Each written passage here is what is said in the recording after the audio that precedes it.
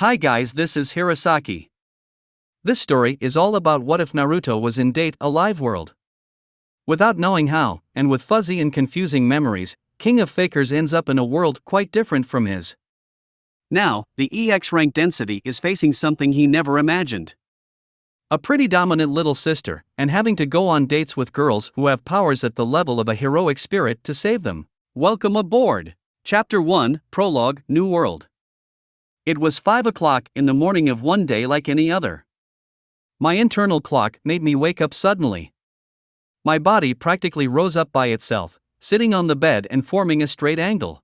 I was in my modest room. The room was not very spacious, but it was not a tight place either. The walls were light brown and the floor was made of wood. My bed was built into a corner, with a window on the side and another window on the back. With the time it was at the moment, hardly any light came in. Next to it was a simple desk with several drawers. On top of this was a lamp, several textbooks, and a rather futuristic computer. Right next to the desk was a bookcase full of more textbooks, and some sleeves. On the other side of the room was the closet where I kept my clothes.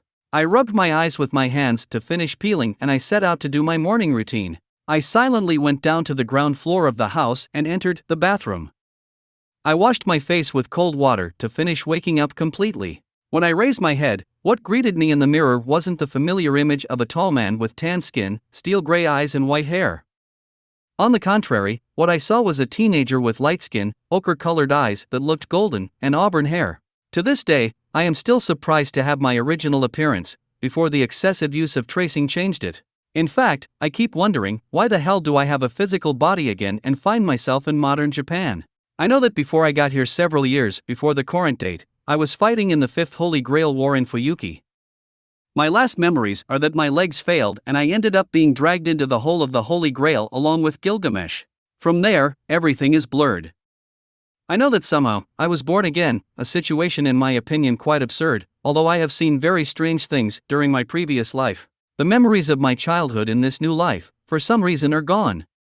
Something extremely ironic considering that was the same case in my previous life. Still, at least I know that in my first life, that was caused by that hell.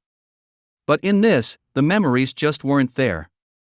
It was, like, somebody erased them. It might seem like I'm paranoid, and that's partially true, but knowing that there are magecrafts that can alter a person's memory, the theory is quite plausible. Anyway, my first memories are of being adopted by the Itsuka family, after supposedly being abandoned by my birth mother. And I say supposedly because I have no memory of her, and I don't know if she even existed to begin with. That brings us to my current identity. Itsuka Shirou, a seemingly normal teenager who attends of high school in this city, Tengu City. I didn't have a lot of conflicts with that. It's not like I remember my original name. I went back to my room on the first floor and started doing simple exercises. Nothing intense, just several sets of push-ups, chin-ups and squats. The same exercise routine I did in my previous life. My intention was to keep my body in shape, without being extremely muscular. The house was in complete silence. That would be normal at this hour, everyone else is still asleep, but that had another explanation. For some strange reason, since a few years ago, my current parents began to make many business trips, leaving the house for long periods of time. At first, I thought it was a coincidence, but when it started to happen again and again, I became suspicious. I know that in my previous life, my only family was that man who rescued me from the fire, from whom I sadly don't remember his name, and I was completely alone most of the time. But, even so, I know that that wasn't normal. What kind of parents leave their children alone for long periods of time, without these being adults? Just yesterday, they left on another one of their trips, leaving me and my sister alone, again. Yes, you heard right. I actually have a little sister, even if it's hard to believe. That was really something I never expected. It was a strange feeling, but I don't dislike it at all. Her name is Itsuka Kotori. She is a 13-year-old girl with long red hair, usually tied up in a pair of twin ponytails, and red eyes. She is quite sweet, although a little afraid at times. Due to the continuous departures of our parents, it is my duty to take care of her. After living with her for so long, I know that, if I do have a choice between saving her, or saving a group of strangers, I would choose her without hesitation. Although, I will not allow that. My goal is, and will always be, to save everyone. It doesn't matter if it's another life or when I find myself, my dream won't change. I finished my exercises. Although I wasn't getting tired, my body had started to sweat. I still had time, so I went back to the bathroom to take a quick bath. Bathing was not something I did plenty of times in my previous life, but here in Japan it's practically considered one of the pleasures of life. I won't deny that it is quite relaxing. After I finished showering, I left my pajamas in the laundry basket and switched to my school uniform. Today was the end of my vacation and I was starting my second year of high school at Raisin High School. Well, I'd gotten up at the same time even if it was a vacation. I went to the kitchen to start preparing breakfast. Yes, cooking in a modern kitchen. My cooking sucks compared to Omiya Shirou's, but with practice I was able to prepare decent dishes. Again, I had to learn how to cook so Kotori and I wouldn't starve, or at least we wouldn't have to live on instant food. The world I was in was similar to my previous world, but there were several differences. As for the overall story, it was very similar with some differences here and there, such as, for example, that no matter how much I looked at that thing called internet, I could not find the existence of a city called Fuyuki. As for the moonlit world, that is where the weird things begin. I'm just a third-rate magus, rather, a simple spellcaster or a faker, even if in that I'm considered the king, and my information about the Magus Association may be quite outdated. Still, as much as I tried to pull the strings I knew to get their attention, I didn't get any results. I didn't do anything crazy like show my magecraft in public either.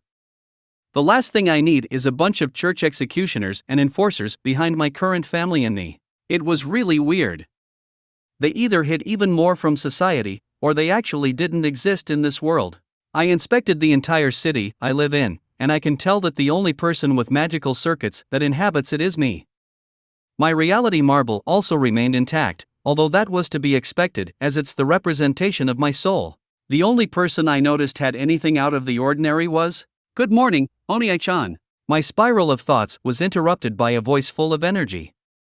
I turned to look in the direction I was coming from and met my little sister who had just entered the living room. She was already dressed in her school uniform, and wore her typical white ribbons to tie her twin tails. In the morning, and she already had a radiant smile on her face, contrary to my usual stoic expression. With such a view, I couldn't help but show a smile. "Good morning, Kotori. Breakfast will be ready in a few minutes." "Hi." After her cheerful response, she sat on the sofa and turned on the television. The program that was being broadcast was talking about a spacequake just outside Tengu City, the city where we live. Spacequakes, strange phenomena that occur throughout the world and completely destroy the place where they happen. They are so called because it is space itself that is shaken.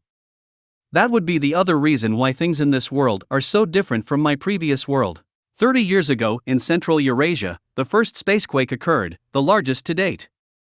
The victims were countless, and the world was shaken by tragedy. From there, smaller-scale spacequakes began to take place all over the world, most often in Japan. 25 years ago, the area we live in was wiped out by one of these phenomena. After that, the incidents were kept to a minimum, and the city could be rebuilt and repopulate. Governments and self-defense forces managed to develop systems to predict spacequakes, and victims have been reduced to almost none. However, lately, this type of news has become very frequent again. Haven't a lot of them happened lately?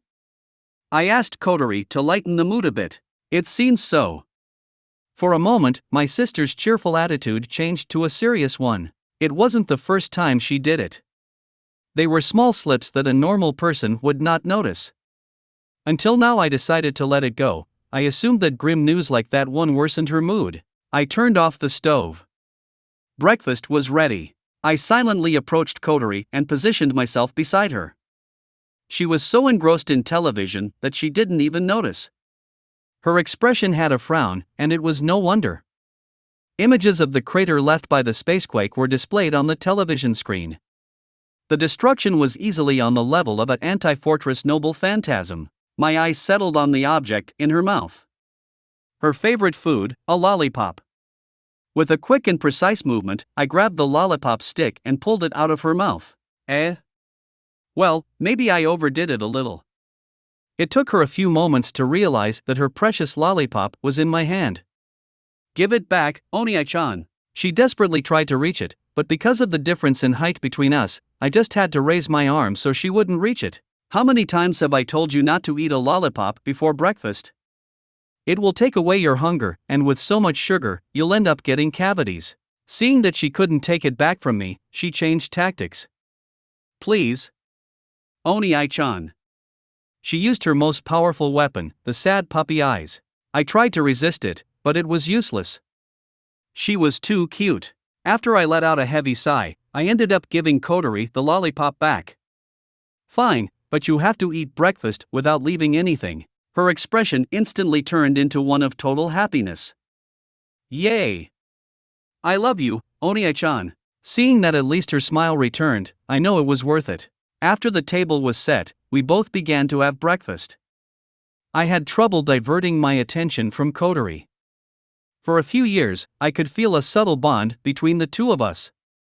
And no, I don't mean the bond of a mere pair of normal siblings, but a real bond, similar to the bond one had with Rin because of our master-servant contract. It's very subtle, and it's almost hard to feel, but it's there.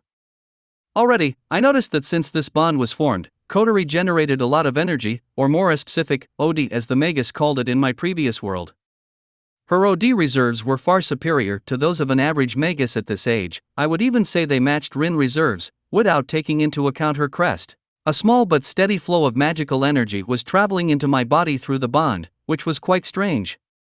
Having a living body again, I no longer needed a constant source of magical energy to exist. It was all very strange. I remember this started 5 years ago, when Kotori and I were involved in a fire that devastated the area where we lived. For some reason, my memories of that day are blurred. How ironic, again. Anyway, she doesn't seem to know about this, so I decided not to investigate anymore. I didn't want to involve her in the moonlit world. I wanted her to have a peaceful and happy life. Is there anything in particular you want for lunch? Since today was the first day of school, we'd only have introductions, so we'd be free by lunchtime. Kotori jumped out of her chair and raised her arms upwards. A luxurious meal for children. I couldn't help raising an eyebrow. She seemed very excited about the idea. That's only available in a restaurant. Why do you want to eat out of the house today? Because I want to. Please. Please. Oni-chan. She put her hands together and put on her innocent expression as she winked at me. I sighed again and accepted. It's not that we were badly budgeted. We could afford a little too much now and then. We finished breakfast and left home to go to our respective schools. On the way, Kotori was practically jumping for joy. She was really excited. That somehow made me happy. In the middle of the journey, we stopped at the restaurant we chose in which have lunch today. I'm so happy. Thank you for bringing me here, Oni-chan. I'll see you here after school, okay? I understand. I repeat it. You must keep your promise. Even if terrorists take the restaurant, you must come. That was unlikely, although if it were to happen, I would come myself to resolve the situation. A few mysterious arrows can come through the window and knock out the terrorists. If that happens, I doubt there's anything to eat. But, I promise you, I will come with you after school. As I made my promise, I put my hand on her head and stroked her hair. She closed her eyes and smiled as she let her hair revolve. As I finished, she turned and ran towards her school. She jumped and turned to look at me for the last time as she raised her hand to say goodbye. It's a promise. You have to come, even if a spacequake happens. Yes, I know. You must go or you will be late on your first day. After saying goodbye to Kotori, I started my lonely walk to school. You're probably wondering why I go to school. Normally I'd be traveling the world by now to save people from spacequakes, but this time, I had a home and a family. Because of our parents' constant travels, I promised myself that I would take care of Kotori until she could become independent. In addition, although I retained the basic knowledge provided by the Grail, going to school and expanding that knowledge is appreciated. At the moment, thanks to technological advances, victims of spacequakes are something you rarely see, so I'm not in a hurry. What I would like to investigate is how the government manages to restore the damaged areas in just one day. Even if they try to cover it up, such a feat is impossible by mundane means. If I want to find the first hints that magecraft also exists in this world, that's the only clue I have right now. For the rest of the way, I felt someone watching me. I must admit that whoever it was, they were pretty good. Even when I limited myself to looking sideways, I could barely see their sneaky silhouette. I didn't give it much thought as I didn't feel any malicious intent. Throughout my school life, I never bothered to make many friends. Whenever someone asked me, I helped him, of course, but my relationship with the other students ended there. Socializing has never been my strong point. It's not that I avoided others, I just didn't get intimate with them. Oh look! Isn't that the fake janitor? I heard a group of students talking in the background. Although it may seem like a joke, because I always help others when they ask me to, I ended up getting the same nickname that, according to Rin, Amiya Shirou got in high school. I can't help it, we're both really alike. I was far from popular at school, but I guess I ended up getting a reputation. Good morning, Itsuka. I turned to the voice that pronounced my last name. Right in front of my desk was one of the few people, if not the only one, who approached me. You could say we were friends. Hiroto Tanamachi, he was a boy with black hair combed up and brown eyes. Despite his rather extroverted personality, he for some reason has as few relationships with other students as I do. Oh. Good morning, Tanamachi. I see that you are as serious as always. Being once again in your class makes me believe that we are meant to be together. I smiled ironically at his bizarre comment. You really think so? He lifted a finger, and it looked like he was going to give me another one of his strange lectures, but the sound of his mobile phone interrupted him. Oh, excuse me. It's my girlfriend. He pulled out her phone and started touching it. Your girlfriend, huh? That subject had crossed my mind a few times. In my previous life, I didn't even know that concept existed. After the lecture on what was a date given to me by Rin, those concepts were not strange to me, but they still were alien to me. Now, as a teenager full of hormones, I won't deny that the opposite sex attracts me a little, but I still don't give it much thought. After all, who would fall in love with someone like me? Wait, since when do you have a girlfriend? Let me show you. Look. After saying that, he showed me the screen of his phone, or rather put it inches from my face. Instead of seeing a picture of a girl of our age, what I saw was the cover of a video game. In it was a girl who looked very disturbingly like Kotori, and a sign that said touch me. Isn't that a dating simulator? A girlfriend is a girlfriend. So, stop criticizing so much. These games teach you everything you need to interact with a girl. They are practically dating books. This fall in love, my little seed, is in real time, and it is especially dash. Itsuka Shido. His speech was interrupted by a third voice. A pity, his speech had attracted me with the idea that those games would help me understand the girls better. To this day, even after living several years with Kotori, I still don't understand those strange reactions that Rin had from time to time. The voice came from a girl standing a few meters from us, next to the desk next to me. She had white hair down to her shoulders, and blue eyes. I had to admit she was quite beautiful. The weird thing is, as I recall, she and I didn't know each other. Or at least, I didn't know her. Me? I asked her, pointing at me. There was still a chance that I'd heard wrong. However, she was staring at me. Yes. Her short answer confirmed that it was me she was referring to. Do we know each other? You don't remember? She answered my question with another question in a flat tone. That left me with even more questions.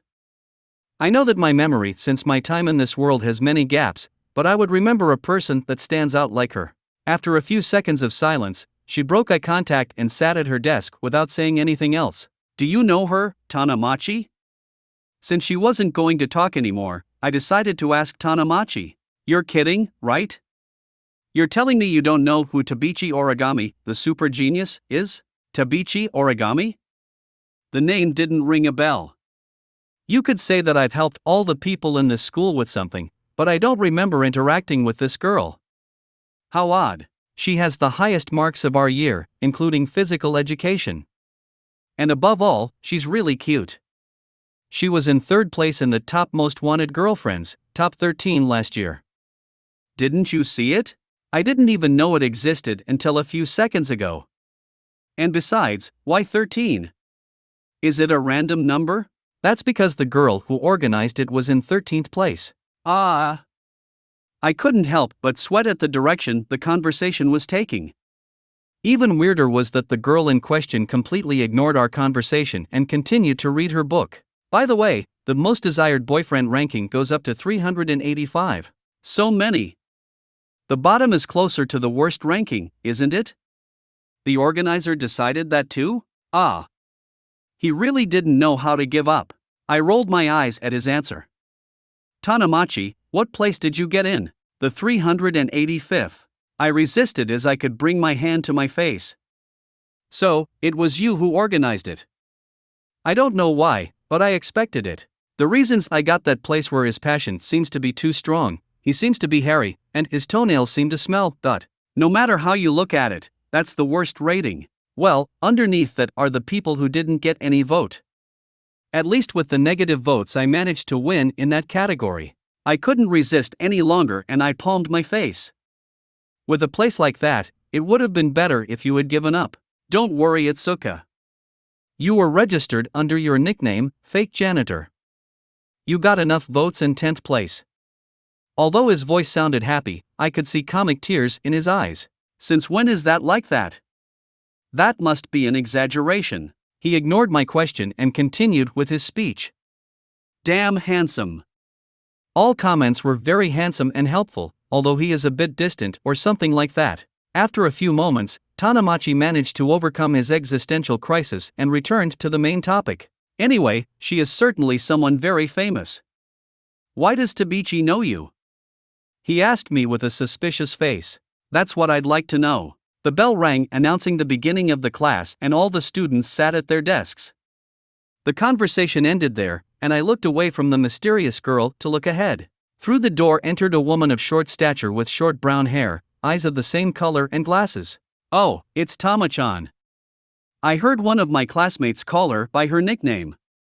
She was, in fact, the same teacher we had last year. Good morning.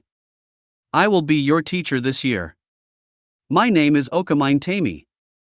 She introduced herself with a cheerful smile. The class began to applaud her for some reason, and I was drawn to it.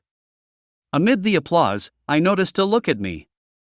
I turned around and saw Tabichi staring at me again. I raised an eyebrow, but she kept looking at me quietly. The situation was very strange. What does she want from me? The presentations were over, and all the students began to leave the classroom. Tanamachi rose from his desk and turned to look at me. Itsuka, let's go home together. I'm sorry, I already have plans today. Oh? With a girl? You could say yes, even though it's with Kotori. I know. From my research, I have concluded that no girl would want to have lunch with you. That was quite hard on his part, but he was right nonetheless. Although, oddly enough, the moment Tanamachi said that, I could see from the corner of my eye that Tabichi reacted. It was very subtle. Any normal person would have overlooked it. Before I could respond, a shrill alarm rang throughout the building. This is not a simulation, please go to the nearest shelter. I repeat, a spacequake has been detected in the area. My face went to an extremely serious one and I got up from the desk at once. This was the first time this had happened while I was at school. Tanamachi looked at me somewhat in surprise, but we immediately headed for the shelter that was in this school. The students were running in panic down the hall. Okame-sensei, who was at the shelter door, was desperately trying to keep the situation in check. Calm down. Don't forget the 3 rules. 1 row, firm, and orderly. I ignored the environment around me as I lined up to enter the shelter. My current concern was Kotori. I was hoping she could also enter one of the many shelters in the city. I decided to call her on my cell phone just in case, but she didn't answer. The worry started growing inside me. I know it could just be coincidence, but her words this morning resonated in my mind. You have to come, even if a spacequake happens. As a last resort, I decided to check where she was by looking at the location of her mobile phone using GPS. My eyes widened when I saw her location. It was the worst case. She was at the restaurant where we agreed to have lunch, and according to the app one was using, the spacequake was going to happen right there. My body moved on its own. I stepped out of the queue and rushed towards the exit of the building, ignoring Okame-sensei's warnings. I didn't care if someone saw me running at inhuman speed. The only thought in my head was that I had to save her. I seemed to meet Tabichi on the way, who was going in the opposite direction of the shelter, but I also ignored her. My little sister. For someone who had never had loved ones and had always been alone, suddenly having a younger sister was shocking, for lack of a better term. After living with her for so many years, if I were asked who was the most important person in the world for me right now, without a moment's hesitation, I'd say Kotori without doubt. I promised myself I'd take care of her and protect her smile. I don't care if it's one of those absurd spacequakes, or if I meet the King of Heroes again, I'm gonna save her. The streets of Tengu City were now completely empty and without any sign of people living here. All the electronic signs in the city showed warning signs and danger. Trace on. This worked in my favor. With no one in sight to witness it, I pumped magical energy into my legs and reinforced them to the limit. I became a blur that swept the streets at immense speed. Every time my feet hit the ground, I could see how small cracks formed. I could already see the restaurant, it was just one street away. I increased the pace even more. I didn't care if my muscles were torn apart. Still, I didn't get there in time. In front of me occurred the phenomenon known as Spacequake. Space itself trembled and became distorted. The buildings and the road in front of me were completely obliterated. GUH. I covered myself as best I could and reinforced my whole body and clothes in the face of the imminent rain of debris. I managed to get out practically unscathed, with some parts of the uniform torn and a couple of bruises. Kotori. Without wasting time, I advanced through the rubble. I had to find her. I reached the center of the explosion. There was no more debris from the buildings that existed a few moments ago, there was simply a large crater. The whole place was filled with residual energy. I scanned the entire area with my reinforced eyes. I found no trace of my sister, but I found something unexpected in the center of the crater. There was a sort of throne there, with what looked like a hilt of a sword sticking out of it. At its feet was a girl with long purple hair and indigo eyes. She was wearing a black and purple medieval-style armor, and underneath was a sort of membrane made of pure energy. Her aura gave off majesty, and above all, power. An immense raw power. It seemed like I was back next to Saber after she had access to her full potential. That, along with her supernatural beauty, screamed inhuman. Our eyes met. Her stoic expression passed into a deadly serious and her hand landed on the hilt that sticked out of the throne. She pulled it and drew a large sword. Its blade was wide and white, with a crystalline edge and blue lines that throbbed with power. My structural grasp went into action, revealing the name of the weapon and its nature. Sandalphon, Massacre Ruler. Its existence was strange, similar to that of a noble phantasm, but at the same time different. It had no legend behind it, but it had a great conceptual weight.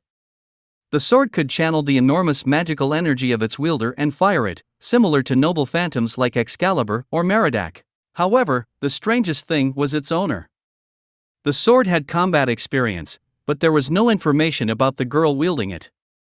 She seemed to be a nameless entity, like me. I had no more time to analyze her sword. The sheer amount of murderous intent that was pointed at me was the first warning I had. The mysterious girl swung her sword horizontally in my direction. My instincts, polished in countless battles, warned me of immense danger, and my reflexes made me duck quickly. A rainbow light beam passed at high speed through where my neck had been less than a second ago. I heard a sound of impact behind me, and I saw sideways as the top of the building behind me collapsed to one side. The attack had cut it clean, and that would have happened to my head if I hadn't ducked. The entity quickly crossed the distance between us and threw me a diagonal swing with her sword. She intended to cut me in half from my right shoulder to my left hip. But, the strangest thing of all was the face she was putting on while she was doing it. Trace on.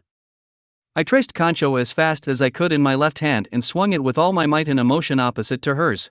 Both blades clashed violently and sparks flew. Her attack was stopped, and she backed away in surprise. Despite the huge difference in size, the married sword resisted only with a scratch. As expected from a C-rank noble phantasm. Still, I could feel her enormous strength in my arm. If it wasn't reinforced, my muscles would have torn and my bones would have splintered. She put herself in a defensive position, though she wasn't using a conventional sword style. I stayed in the same place without moving, with a relaxed posture but ready to move into action quickly. Have you also come to kill me? The mysterious girl spoke for the first time. Her voice was charming. However, the question was strange. She was the first to try to kill me, and now she's asking me if I came to kill her? No. I just came to find my sister. I don't like killing people. I answered her in a flat tone just like her. Liar. You are wielding a sword. This is for self-defense. You were the first to attack me. If I leave my weapon, will you give up hostilities? I tried my luck while letting Kancho dissipate. It was just a symbolic gesture. The moment she decided to resume the fight, I could immediately project a pair of married swords. She squinted, but made no move. She seemed to be analyzing me carefully. Now that I was looking better, she seemed tired. Not physically, but mentally. The tense moment was suddenly cut off when we both felt several presences just above us. I turned quickly to look in their direction. What I saw was a group of people dressed in strange mechanical suits, flying a few feet above us. From the weapons they were carrying in their hands, a lot of what I recognized as missiles went off in our direction. I was about to jump off course, but I stopped when I saw that the girl didn't move or do anything. No, that wouldn't be wrong. The enormous power I could feel around her bursted outward. The missiles hit the energy and were completely immobile in the middle of the air. This kind of thing is useless. Why don't they ever learn? She spoke again, and this time, her voice was a little exasperated. From what she said, it seemed this wasn't the first time this had happened. I suppose it's normal for her to be so hostile to humans if these people always tried to kill her when they saw her, without even stopping to try to reason. She raised her free hand and closed it in a fist. The missiles squeezed and twisted until they exploded, and even the explosion compressed, making it almost harmless. A demonstration of the immense power of this being. The people in the air had a brief moment of surprise, but resumed their attack immediately, firing even more missiles. The mysterious girl simply sighed, putting on a sad face. It was the same face she made when she tried to cut me. That confirmed it. This girl didn't want to fight, she was forced to. She was certainly far superior to flying people, and yet she seemed much weaker. The situation was strange, in many ways. This was my first contact with the supernatural side of this world, and the questions in my head only multiplied. Disappear. Disappear all. Just disappear. She pumped a great deal of magical energy into her sword and swung it lazily in the direction of her enemy, unleashing the same sharp attack she used against me. They hurried to the sides and dodged it. I found myself quite confused. It was obvious that the flying people didn't stand a chance, and yet who seemed to need help was the girl next to me. A beam of light was fired at her from a different angle. As expected, it bounced harmlessly against the enormous energy that came from the being. I heard someone land near me. I turned to look at it, and I met the person I met today in high school. Tabichi. Origami? She was wearing the same mechanical suit with thrusters on her back as the other flying people, and a strange gun in her hands. I guess that's what fired the beam of light. I already felt that the girl had a mysterious aura around her, but I didn't expect this. Plus, now she was releasing some magical energy, which I couldn't perceive at school. That had something to do with that suit. It's Suka. Shirou? Despite being surprised to see me here from all places, her stoic face did not change. There was no time to exchange more words. The mysterious girl swung her sword infused with magical energy toward Tabichi. She kicked the ground to dodge the attack, and hurled herself at her with inhuman speed. In her hands appeared a laser sword, similar to those showing in some movies I saw with Kotori. Sandalphon and the laser sword clashed violently, causing a huge shockwave. Guh! My reinforced body held out, but I still slipped back a few feet. Tabichi was effortlessly repelled by the mysterious girl, and they both stared at each other with sharp glances. I was about to throw myself in to try to stop them, when my cell phone started ringing. What? That was the signal. Both threw themselves at each other and collided again. Each clash between their blades produced a violent shockwave that prevented me from approaching. It was obvious who was going to win. The mysterious girl's fighting style was unorthodox, simply based on overwhelming her opponent with her immense power. On the other hand, Tabichi's fighting style indicated countless hours of training and effort. She was giving it all of herself, but still, she couldn't land any attack on the being. In fact, the mysterious girl wasn't even trying. I kept pushing against the immense energy that came from their fight. I didn't intend to stand by and watch them kill each other. Then, something happened that, frankly, I couldn't understand. At one point I was in the middle of the destroyed street, and at the other I was in a room I hadn't seen in my life. The place where I appeared looked like a futuristic-looking room, like the ones in the same movies where the lightsabers come out. Where the hell am I? My confusion, which had been building up since I met the mysterious girl, was reaching limits that I didn't even think I had. Forget that. I have to come back. I see that you didn't end up fainting. I was stopped by an indifferent, spaced voice. I turned in her direction and met a woman in her 20s. Her hair was gray and messy, eyes decorated with thick dark circles, and she wore a military uniform.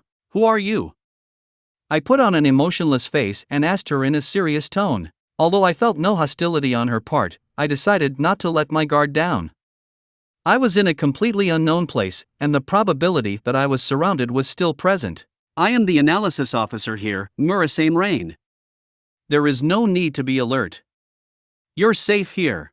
And where is here? You're in the hangar of Fraxinus. We brought you here because your life was in danger down there. Fraxinus?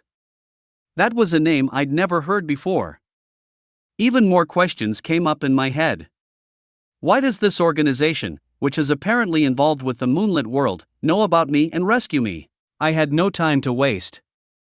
I had to go back to stop those two, and most of all, I had to look for Kotori. She turned around in silence and began to walk slowly towards the hallway she had entered. Hey, wait! You still my sentence was cut off by her sleepy voice. Follow me. There's someone I want to introduce you to. I know you have a lot of questions, but I'm bad at explaining. If you want any details, you should ask that person. Well, the premise that my questions would be answered was tempting. I decided to follow her, remaining cautious at all times.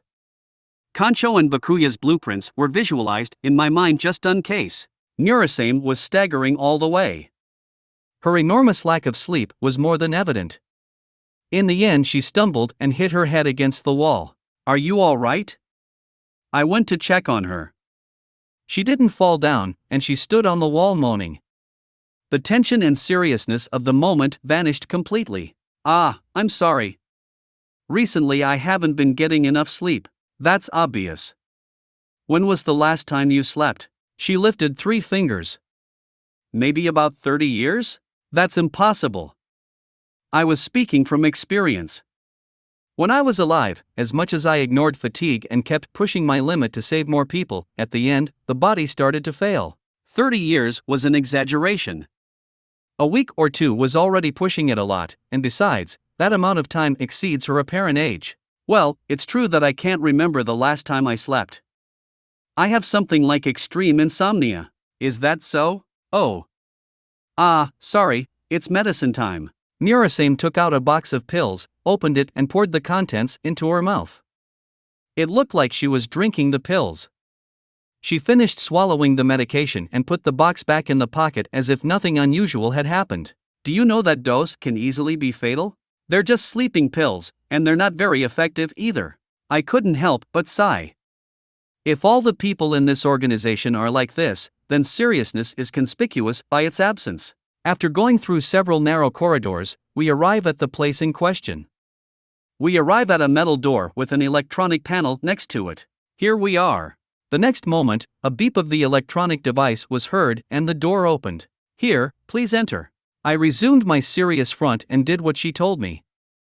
What I found was a room that looked like a ship's bridge. In front of the door, the floor stretched out in the middle oval, and placed in its center, there was a chair that looked like the captain's seat. In addition, after gently sloping stairs leading to a lower floor, crew members could be seen operating consoles with a futuristic look.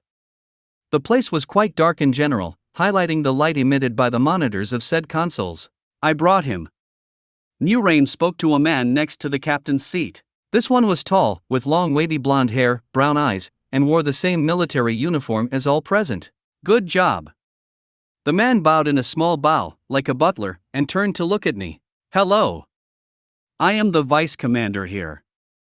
My name is Kanazuki Kyohei. I am pleased to meet you. The same here. I couldn't think of anything else to say at his courteous presentation.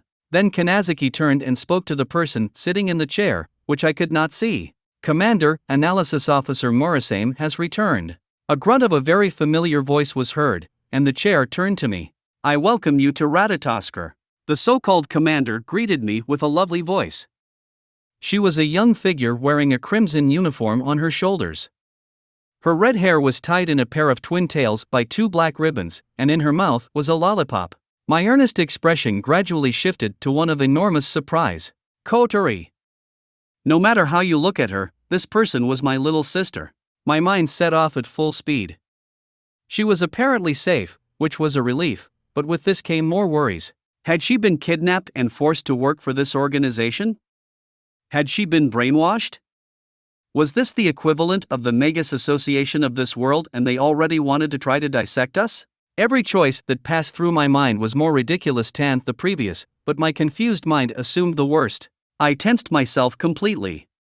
My body was reinforced and my hands opened, preparing to grab the hilts of the married swords I was about to trace.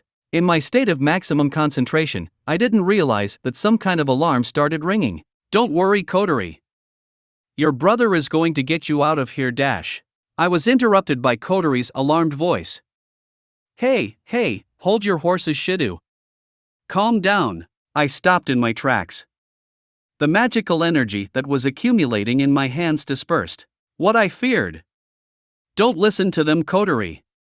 These people kidnapped and brainwashed you. Stop saying nonsense, stupid brother with hero complex." "No one has kidnapped me.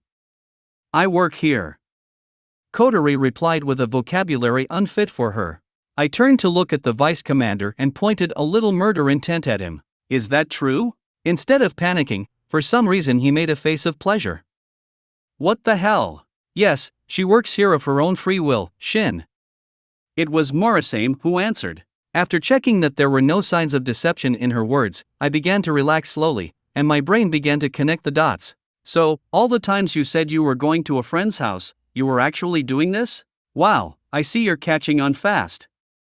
"Yes, you're right. Do our parents know about this?" "Yes."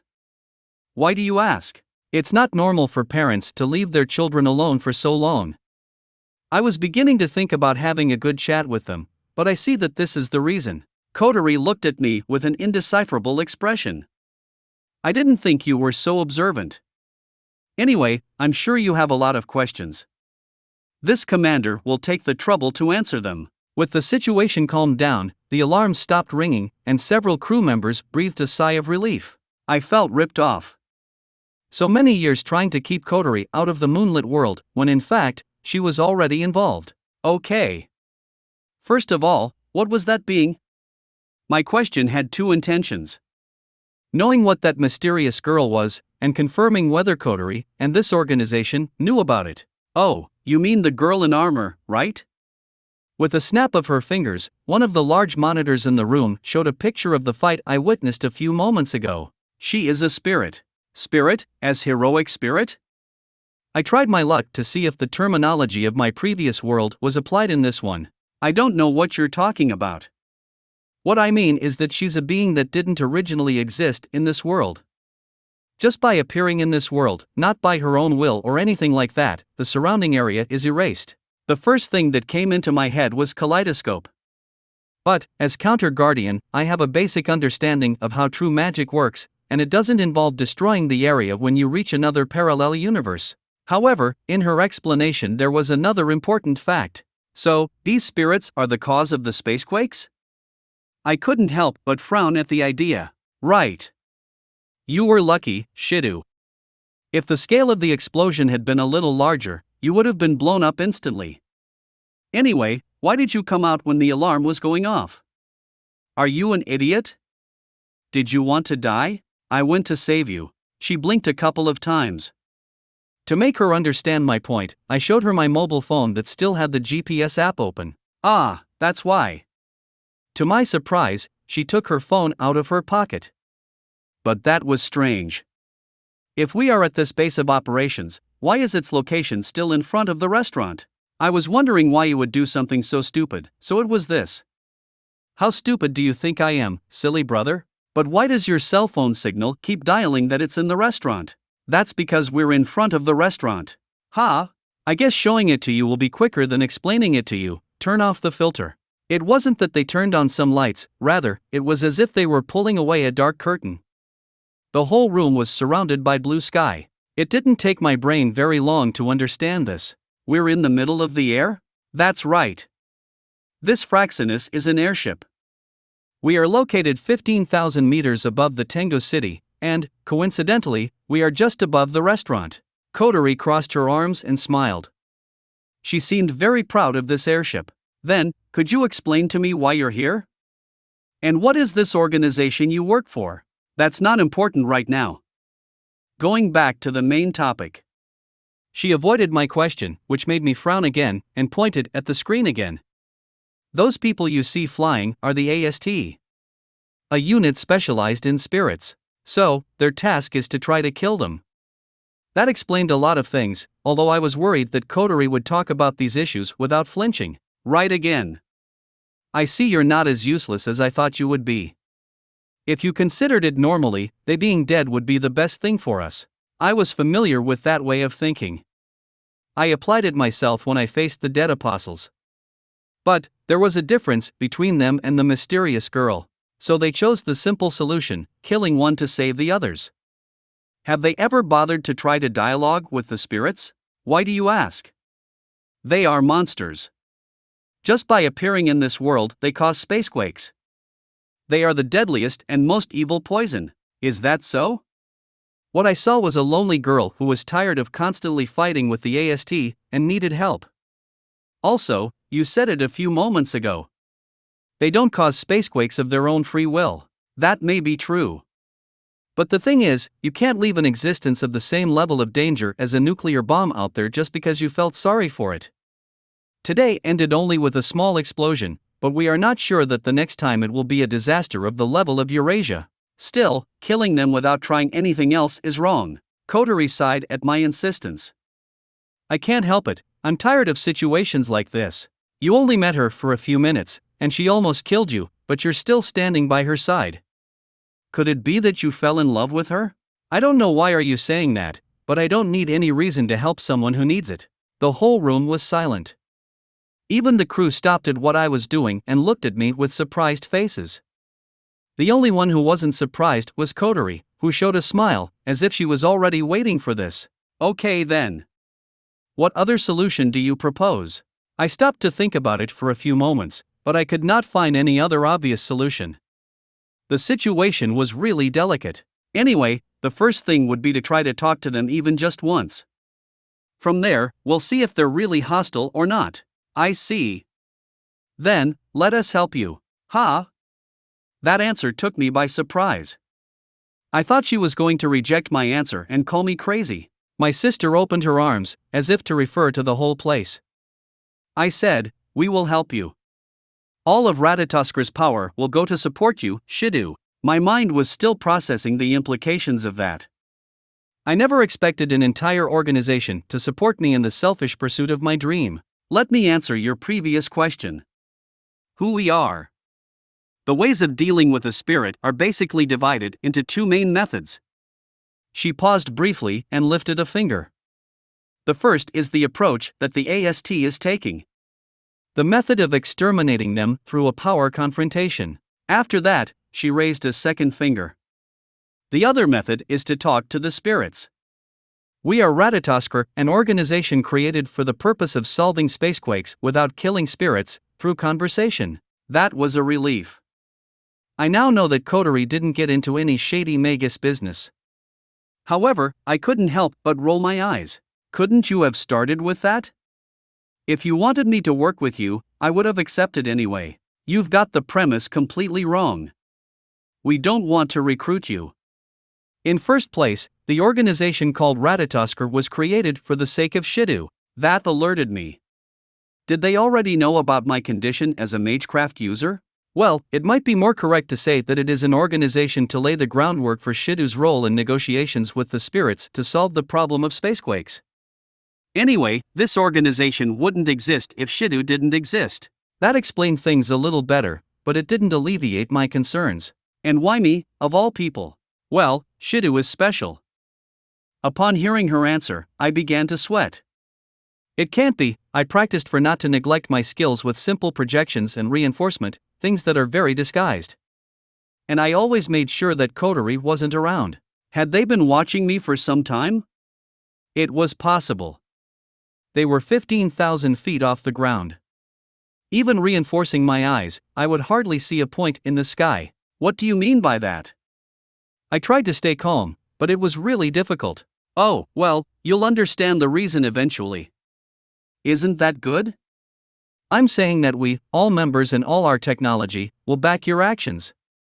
Or, are you thinking of standing between the spirits and the AST without preparing for anything? You're going to die, no doubt. If I said that it didn't occur to me, I would be lying. However, that would be to be seen. I have come out of worse situations. If these spirits are at the level of the King of Heroes, or the primate murder, then we could say that humanity would have been screwed for a long time. At least, her assumption that I will die immediately makes me think that she doesn't know my secret, or at least knows only the surface.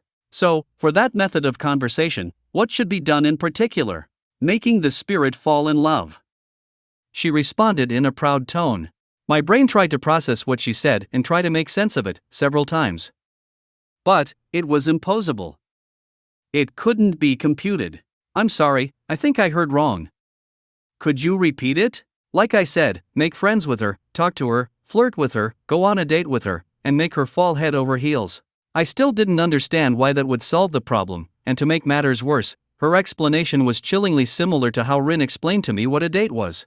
And why would that solve the problem of spacequakes? If we want a solution for space earthquakes without using force, then we have to persuade the spirits, right? That seems right. For that, wouldn't it be quicker to make the spirit like this world? Oh, this world is wonderful. If they become like that, then not even a spirit would suddenly make a fuss.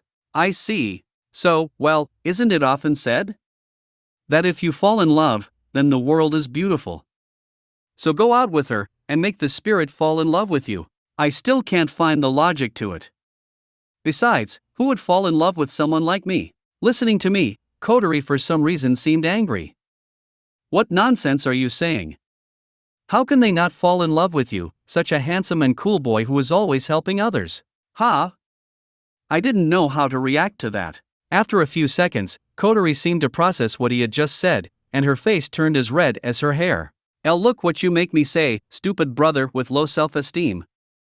Forget it. What I mean is that you have no choice if you want to save them. Where did your earlier determination go? Well, she wasn't wrong, but why choose someone whose social skills are so poor for this task? It's true that I'm the only one with the best chance of survival, but, why am I hesitating? Since when have I cared about the chances of success? Fine. I'll do it. Very well. Looking at the data, the next time a spirit shows up will be within a week. We will start training immediately tomorrow. Training? I couldn't help but swallow noisily. It didn't help that Kotori's wicked smile looked like Rin's when she made fun of me or Shirou. Chapter 1, The Training and a Bumpy Date. With the basic explanation completed, Shirou was taken to another room of Fraxinus for a more detailed explanation and to complete all the paperwork. As it turned out, the crew on the bridge returned to their duties as if nothing had happened. His sister, Kotori, stared at the door through which he left with a different expression than her usual.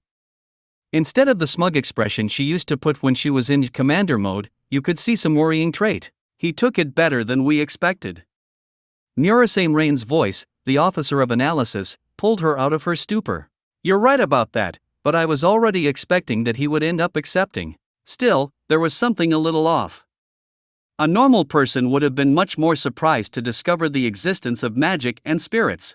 Well, my brother was never a very normal person to begin with. You read his psychological report, right? Of course. A huge psychological distortion that makes him put the happiness of others before his own, along with almost non-existent self-esteem. Shin is really a unique person. I can only imagine what happened to him to end up like this. He doesn't even seem to remember it. But anyway, he overreacted when we introduced ourselves. His spiritual powers were almost out of control. That was probably because he thought we had kidnapped you. And besides, I'm not so sure about his powers going out of control. Kotori raised an eyebrow at the last thing Rain said, a gesture from her brother that she ended up imitating. In order to explain her point, Rain took a tablet-like device out of her robe and showed her an image. It was a graphic, with a picture of Shirou with his usual stoic expression beside it. This is what was captured by the spiritual wave detector just before we decided to go ahead with our plan. The graph showed a steady straight line, until it reached a point where the line shot abruptly upwards. The slope was practically a straight angle. The line stopped climbing when it reached a level of energy equal to that of a spirit. It wasn't the highest reading they'd taken.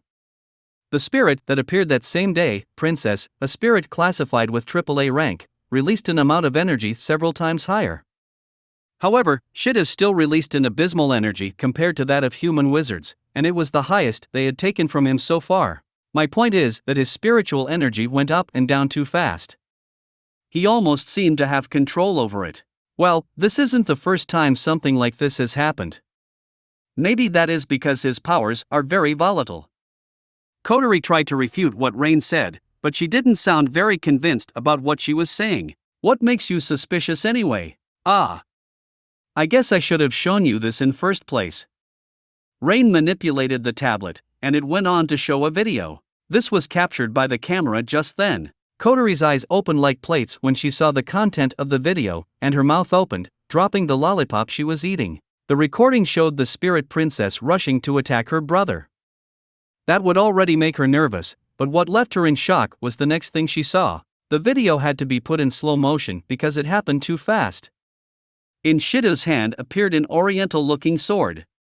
It was short, single-edged, black with a red hexagonal pattern, and with a yin-yang symbol on its guard. Her brother swung it at inhuman speeds, successfully parrying Princess' attack.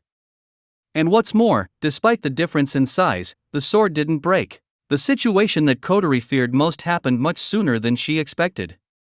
Her brother manifested a weapon with his spiritual energy. And, although it did not look like any of the angels registered to date, the unique weapons possessed by all the spirits, if it could face one of these, it was quite possible that it was also an angel. Kotori's expression turned to a deadly serious one. Has anyone else seen this recording? As far as I am aware, not. Good. Get rid of that recording, including any existent copy. Rain nodded wearily and set out to do so. Luckily, no one on the crew seemed to have heard the conversation. Kanazuki continued to hug his shoulders with an expression of extreme pleasure. She didn't know what Shirou had done to him, but it was really effective. She'd be sure to ask him to teach it to her. Although the man's loyalty was indisputable, his extravagant personality could become annoying at times. She had to protect her Oniai-chan. There were already several occasions when the sensors that monitored him around the clock detected that the spiritual powers in his body suddenly increased. It always matched him being locked in his room, so they couldn't see what was going on, but this time they did catch it. If the worst were to happen and her superiors determined him too dangerous, she would be forced to take extreme measures. And that was something she really didn't want to have to do. I did it. Despite the great feat I accomplished, my voice sounded like that of a living dead. I had achieved it. I completed the training that Kotori prepared for me to deal with the spirits. It had been 10 days since I got into this whole mess. I'd been in absurd situations, but this took the cake. After the talk with Kotori, I was taken to another room for a more detailed explanation of the situation. Apart from the fact that it seemed to me that they were either withholding a lot of information from me, or there were many things unexplained around these spirits, they explained to me how magecraft worked in this world, or as they call it, magic. I couldn't understand much either. The humans of this world require the help of a machine called Realizer to use magic. I guess magecraft went into decline much faster than in my original world, resulting in the almost non-existence magical circuits. Returning to the subject, this Realizer allows the wizard to create a territory. That's basically the equivalent of a bounded field, usually around the user, that the wizard can use to manipulate its interior. In short, the wizards can do things like ignore the laws of physics, infuse mana into objects, etc., as long as such action is performed within the territory. That explained a little bit how the strange mechanical suits worn by the members of the AST worked. The next day, quite a lot happened. Murasame became the physics teacher, substituting suspiciously for the former teacher, as well as becoming Okamine-sensei's assistant teacher. With that, she and Kotori set up a Ratatoskir's secret base in the physics classroom. I also met Origami again. She dragged me to the roof door to talk about what happened the day before. She asked me to forget everything, which is impossible, even if I hadn't gotten into the whole Ratatoskir mess. I ended up playing the fool, and I took the opportunity to ask her questions about the AST. To my surprise, she answered most of my questions. As I thought, they never attempted to engage in conversation with the spirits, but neither did they seem to have succeeded in killing any. I asked her about their witness policies, and she answered vaguely. At least, her answer did not include any metaphor that would imply that they were simply eliminated. I suppose they use some kind of hypnosis and cover up the events as natural disasters. Finally, I ended up asking her about her hatred of the spirits. Her answer was really sad. A spirit killed her parents 5 years ago. She sought revenge, and her only purpose in life was to eradicate the spirits so that no one else would have to go through it. I could sympathize with her. After all, her circumstances were somewhat similar to those that made me decide to pursue my dream. But still, it was still sad that a young girl like her was deprived of her peaceful childhood, and ended up following a bloody path. Convincing her to put that aside will be very difficult, but I'll have to do it to save her from becoming an emotionless killing machine. And after that, we got to the worst part of the day. The training. Of all the things I could expect, a dating simulator called Make Love, My Little Shirou was not one of them. That game really was hell. If dealing with girls is something in which my experience is non-existent, the situations I was exposed to in that game seemed to come from a very disturbed mind. I remember the first choice made my brain have to reboot for a few moments. My inability to act in time caused an extra option to be automatically selected, leading to the best possible development. My E-rank luck was the same as always from there. Bad choices not only led to bad endings where the protagonist used to die or end up paraplegic, but Kotori also imposed a punishment on me. My past in primary school didn't include what could be called Chinibiu period. Still, my little sister managed to find several gaps to exploit. A few years ago, the teacher asked us to write a poem about ourselves during a lesson. Since I had no idea what to write, I asked her, and she told me to just let out what was inside of me. I ended up writing the Japanese version of my aria to manifest the unlimited blade works. That poem described me perfectly, so I thought it was a great idea at the time. The teacher wanted to take me to a psychologist. It was a normal reaction to seeing an 8-year-old boy write something so grim about himself. At least she didn't show it to the other classmates. The thing is, Kotori somehow got hold of that poem, printed several copies and had them distributed to the shoe lockers at my school. All of that, for one bad choice I made. My pride couldn't be harmed because it didn't exist in the first place, but that didn't take away the amount of shame that I felt all week. But that's over. I finally reached the happy end. NN. It's been some time, but let's say the first step has been completed. And it looks like he's seen all the CGs, so for now it's an approval mark, I guess. But still, this is just dealing with virtual girls in the end. Comments in a pitiful tone from Kotori and Rain came accompanied by a long sigh. Well then, for the next training we will start with the real girls. We have just enough time after all. Is he going to be okay? It's okay. Even if he fails, the only thing lost would be the trust of society in Shirou. Their carefree words made me sweat. They spoke as if I weren't a few foots from them. So, Shirou. For the next training, now the one whose side was me. I don't know why, but I have a feeling this is going to end badly for me. But anyway, what else do I have to do? Let's see. I wonder who would be okay. Rain began to operate the computer in front of her, and the screen showed images of the corridors of the school building. That's right. Let's go with something safe first. How about someone like her? Saying that, Rain pointed out an image that showed Tama-chan. Ah, I understand. That's okay, let's do it. Kotori agreed, and put on a pretty perverse smile. Shin, your training has been decided. Putting aside her incorrect pronunciation of my name, I swallowed noisily. I could already imagine what they were referring to, but I decided to ask anyway. And what kind of training? Ah. During a real event, when a spirit appears, we will have you hide a miniature intercom in your ear, and you will face the problems by following our instructions. We would like to treat this training as if it were real, and practice with it once. That was a relief, but it didn't answer my question. So, what am I going to do? For the moment, go seduce Okamine Tami. Her answer came out as if it were the most normal thing in the world. Ha! It was hard for my brain to process what I was asked to do. Is there a problem? Of course, there is a problem. Why are you expecting me to seduce my teacher? You're gonna face a lot tougher opponents during a real mission, right? That's true, but I think she's the most suitable as your first opponent. Most likely, even if you confess, she won't accept it, and it doesn't look like she's going to spread the news either. Well, if you're against it no matter what, then it would be fine to change your opponent to a student. Her words made me stop and reflect. I began to visualize in my mind a multitude of possible scenarios. I never thought I'd use my eye of the mind for something like this. However, after that hellish training, I understood why Kotori refers to dates as battles. If Shirou had to deal with this back then while I was dealing with the Matis problem, I can only sympathize. In all the scenarios I envisioned, I was brutally rejected. Gossip would spread, and my reputation at school would go down the drain. Normally, I wouldn't mind that, but if people avoid me, I won't be able to help them. On the other hand, if it is Tama-chan, she probably will take it as a joke and doesn't care. So what are you going to do? Kotori's voice pulled me out of my train of thought.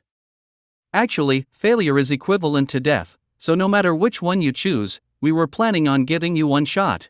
Repressing the urge to hit my head against the wall, I answered your question. The teacher, please. Great. Nodding wearily, Rain pulled a device out of one of the drawers and gave it to me. Next, she pulled out some microphone headphones. I put the device in my right ear as indicated, and seconds later, I heard Rain's voice coming from it. How about that? Can you hear me? Needless to say, it was a communication device. Yeah, good, it is connected. Is the volume all right? Yes, I think so. Murasame, who put on the headphones, nodded to herself. Okay. There is no problem on our part. Meanwhile, Kotori took another small device out of the drawer. With a touch of her finger, it spread wings and flew in the air like an insect. What is that? Take a look. Rain simply operated the computer, making the image change. In it you could see the room we were in and the three of us. An ultra-small high-sensitivity camera. We're going to follow you through with this, so make sure you don't confuse it with a mosquito and destroy it. I couldn't help but whistle. The technology of this era kept surprising me every day. Anyway, hurry up and go. The target is in the third-floor hallway in the east building. That's close. I nodded and walked out of the room. At that moment, I did not realize that Kotori's expression changed into one of concern. I looked left and right, and I saw Okamine's back at the bottom of the corridor. In order not to attract attention, I walked towards her at a brisk pace.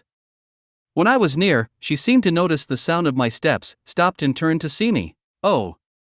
It's Suka-kun? Can I help you with something? I stared at her without knowing what to say. Even though the few times I spoke to her I never had any problems, now that I was treating her as a target to seduce I went blank. Calm down. This is a training. Even if you fail, you're not going to die. I heard Kotori's voice through the earpiece trying to calm me down. I nodded for myself and tried to put on the most serious face I could. I decided to start with the most basic, the flattery. Sensei, those clothes are really cute. I prepared myself internally for the worst. However, to my surprise, her face blushed as she smiled, and she scratched the back of her head. Ha! Really? Hee, you're embarrassing me. If I stopped to think about the next move, I'd probably end up screwing up. So, I kept with the same. Yes, it suits you very well. Foo, thanks. Actually, these are my favorites. Your hairstyle is also pretty. Ha! Really? Yeah, and your glasses too. Ah. Ah ha ha ha. And that book seems really interesting and cool. By the time I realized I had just said something stupid, it was too late. It's Suka-kun. She ended up looking at me baffled and smiling ironically. You were doing well, stupid brother, but you overdone it. Even if she told me that, I was stuck. I was really struggling to stay serious. Was that all you wanted to talk to me about? Seeing as I was running out of time, I heard Rain's sleepy voice. Oh, well. Then please just repeat the words I tell you. I decided to trust her, and I ended up repeating what she was saying to me without much thought. Teacher. What is it? I've found coming to school recently to be very funny. Seriously? That's great, isn't it? She smiled. I guess hearing that from a student who's serious all the time made her happy. Yeah. It was since you became our tutor. That surprised her a lot. What are you trying to say? Geez, what's going on with this all of a sudden? Actually, for a long time now, that's not good. I appreciate your feelings, but you know, I'm a teacher. As she said that, she showed a bitter smile. I guess this was the limit. She was going to reject me without hesitation. After all, the age difference was too much. Despite that, Rain kept giving me instructions to attack. I'm serious. I really want to. This is problematic for me. She got nervous at my insistence. I really want to marry you. Mentioning the word marry, her expression changed. After a few moments of silence, she spoke again in a lower tone. Are you really serious about this? Yes. I stood firm despite the sudden change of atmosphere. Seriously? When Itsuka-kun is old enough to get married, I'll be over 30, you know? Still, is that okay with you? Should we go to meet our parents now? After you graduate from high school, will you come to live with me? She approached me with her bright eyes and irregular breathing. This took a completely unexpected turn. Wasn't she supposed to reject me? Teacher? Looks like that was more effective than I thought. What's going on? I asked Rain with a practically inaudible whisper. Well, as a 29-year-old single woman, the magic word marriage is a deadly spell. As her old companions begin to form their own families, her parents pressure her, and the wall of 30 approaches imminently, her situation is quite insecure. But, still, she seems desperate. Even she seemed perplexed by the situation. Yeah, this was definitely not a good idea. But what am I supposed to do now? Hey Itsuka-kun, do you have some time now? You're not old enough to sign a marriage registration yet, so let's make a blood pact. We can probably borrow a paintbrush from the art room. Don't worry, I'll make sure it doesn't hurt. Okay, that really sounded murky. I had to get out of here, and very quickly. Getting caught up in this will be problematic. You've accomplished your mission, so give an acceptable apology and get away from there. Just in time. I have rarely run away from a battle, and it was always when things were really bad and I couldn't do anything else. This is one of those occasions. I'm sorry, teacher. I don't think I'm ready to go that far. Please, pretend this never happened. If you excuse me. Itsuka-kun. By the time she reacted, it was late. I was already turning the corner at the end of the hall. I could hear Kotori's laughter through the earpiece. Wow, that teacher has quite a personality. Her laughter reminded me disturbingly of Rin's. Don't joke with me. My complaints were interrupted when, around the corner, I crashed into a student, and she fell to the ground. I'm sorry, are you okay? I apologized in a hurry to keep running, but I stopped when I saw who it was. It was no other than Tabichi Origami. Besides, when she fell, her legs were so left that I could see his white underwear. I noticed that my cheeks were heating up from the hormones.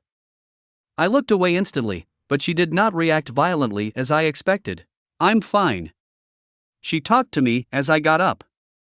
Is something wrong? I realized she wasn't asking why I was running as if my life depended on it. Rather, it was because I was looking at the ground, with one hand on my face. Nothing to worry about. I was just surprised to see something very unrealistic. The situation was absurdly similar to some of the hellish video game I was forced to play. I see. Without attaching much importance to the matter, Tabichi set out to walk down the corridor. The next sentence of Kotori I heard froze my blood. This is a perfect opportunity, Shirou. Let's continue our training with her. My voice came out as a sound of the grave. What the primate murder and the king of heroes couldn't achieve, these girls were achieving it now. It's probably best if we could get some data on someone of your age, instead of your teacher. Also, although she is not a spirit, she is an important member of the AST. Don't you think she will be a good reference? As far as I know, she doesn't seem the type to spread rumors either. I nodded, resigned. To try to refuse would only lengthen suffering. Pinching the bridge of my nose to relieve my growing urge to hit my head against the wall, I approached the albino girl. Tabichi. What? She turned around with a quick twist. It almost looked like she'd been waiting for this. Those clothes are cute. Without realizing it, I started with the same strategy that I used with Tama-chan. It's the school uniform, right? I felt the urge to palm my face. Why did you choose her clothes, Aunt? Ignoring how my sister made that sound like a real insult, Rain ended up agreeing to help me again. Hey, Tabichi. What? I've actually known about you for a while. I see. I also knew you. Her response was as short as ever. Still, it made my eyebrows tremble for a few moments. Really? I'm very happy. Also, being in the same class for the second year made me very happy too. All this week, I've always been looking at you during classes. I see. I've been looking at you, too. Really? Ah, but that's not all. After school, I stay in the classroom and smell your gym clothes, Tabichi. I screamed internally as I realized what I had said. However, I see. I do the same thing. Her response was just as disturbing. I started sweating. What the hell is wrong with the girls at this school? Really? Somehow, it seems like we're meant for each other. Yes. So, if it's okay with you, would you go out with me? What am I doing with my life? In my confused state, I kept repeating the words without even noticing what I said. What kind of joke is this E-rank luck? There's no freaking way I'm 10 times luckier than a normal person. Kotori's laughter was heard through the earpiece. I didn't think you would do it. You need to see your face right now. You were the ones who told me to just say it like that. I wouldn't mind. Tabichi's answer interrupted the conversation. Ha! I said I wouldn't mind. The earpiece must be broken or something and I hear things that I shouldn't. I wouldn't mind going out with you. I could feel a part of my mind breaking down trying to make some sense out of all this. There's something really wrong here. It's impossible for anyone to agree to go out with me, and even more so suddenly. Calm down, think in swords, that always works. She must have misunderstood something. Yes, that must be it. You were talking about going somewhere with me, weren't you? She tilted her head slightly. Was that what you meant? Tabichi, what did you think I meant? I thought you meant having a relationship. My eyebrows went up over my bangs. For some reason, hearing the word relationship from her felt immoral. Am I wrong? No, you're not wrong. Damn it. Why didn't I deny it? I have to solve this misunderstanding. Luckily, before my mental health deteriorated further, a shrill alarm was heard. It was the Spacequake alarm, and the emergency. See you. Saying that, she turned around and ran down the hall. Before I could try to tell her anything, I heard a voice over the earpiece. Shirou, it's a Spacequake. For now, let's get you back to Fraxinus. Come back immediately. So, it's a spirit? Yes, the place where it will appear is right here, Raisin High School. It was 5:30 in the afternoon. I was standing in front of the dilapidated school building, still dressed in school uniform and wearing the Ratatoskra piece. The Spacequake took place in the courtyard, leaving a crater just like the one I saw last time. Luckily, the spirit stayed inside the building. The realizers of the AST members were not suitable for indoor combat, so I had free reign. This would be my first mission to seduce a spirit. It still felt strange to receive so much support in the search of my dream, to save them all. Although, the way Kotori presented to me the crew who would be supporting me was unique, to say the least. I took a deep breath to calm down. The situations I had just been through were traumatic, but I put all that aside and cleared my mind. Many people's lives depended on this. Perhaps with that added pressure I will be able to focus. With determined steps, I walked towards the building. The side wall had a hole made with several clean cuts. It was certainly where the spirit had entered. Then, let's start our date/battle. Let's hurry. The sign of the spirit is 3 floors down the stairs, in the 4th hall of the front. Understood. I went through the hole and started climbing the stairs. There was total silence around me. It was like the calm before the storm. The ominous atmosphere reminded me of when I was climbing the stairs of Ruduji Temple just before my fight to the death with Gilgamesh. I hope it doesn't end that way. Kotori seemed to notice this. Don't worry, Shirou. If you die, you can just hit the restart button. I don't know if it was a joke to relieve tension, but she seemed pretty confident. However, the reality was very different. This mission had a very real risk of death. Any normal person would flee without looking back. Still, I did not attach much importance to it. I'm already used to this sort of thing. After all, being a magus is walking with death. I arrived at the classroom, which turned out to be mine, and went inside. There she was, the mysterious girl I had known for over a week. She happened to be on my desk, lit by the sunset sun through the broken windows. Ah!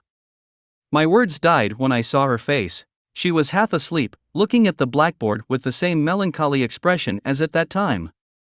The illusory brightness of her eyes and her dominant presence continued to remind me of Saber.